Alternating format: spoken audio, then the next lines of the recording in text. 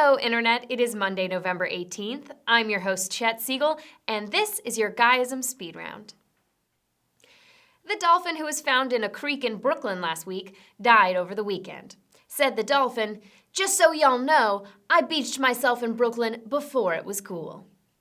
A former teacher in LA pled guilty to feeding his third grade students semen-laced cookies.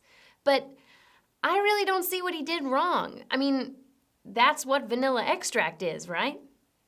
This weekend, a 20-year-old man was arrested for driving his BMW down the rocky stairs of the Philadelphia Art Museum. He was charged with reckless endangerment and just plain laziness, because you've got to jog those stairs to get in shape, you lazy fat fuck. U.S. Senator Chuck Schumer is trying to extend a law that bans the 3D printing of guns before it expires in December. It looks like his original plan to make the ban temporary really backfired on him. Having fun with puns on the speed round.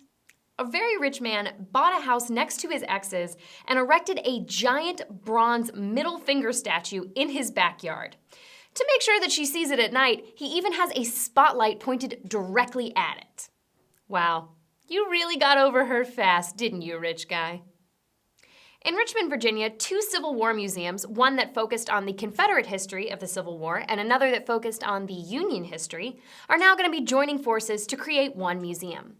This is really exciting for the Confederate Museum volunteers because this means that they'll finally be free. Dr. Benjamin Locke recently invented an interactive robotic butt to help train doctors to give rectal exams and to improve their communication skills. The robo-butt is now a teaching aid for Drexel University, the University of Florida, and for Mrs. Locke. A Reddit thread called Groupie Confessions blew up over the weekend. Former groupies of celebrities like Tom York, Derek Jeter, and Darius Drucker came forth with some truly shocking and entertaining stories.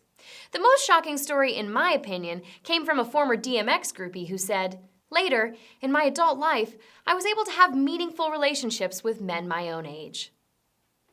All right, guys, that is going to do it for today's Guyism Speed Round. I have been and will continue to be Chet Siegel. If you liked what you saw, click that like button on down below. Shoot this link to a couple of your nearest and dearest. If you got questions for me, by God, ask them on my Facebook page. Or tweet them at me at Chet Siegel. Either way, dudes, they're going to get to me, I promise. Just make sure that you come back tomorrow for more headlines that you need to know.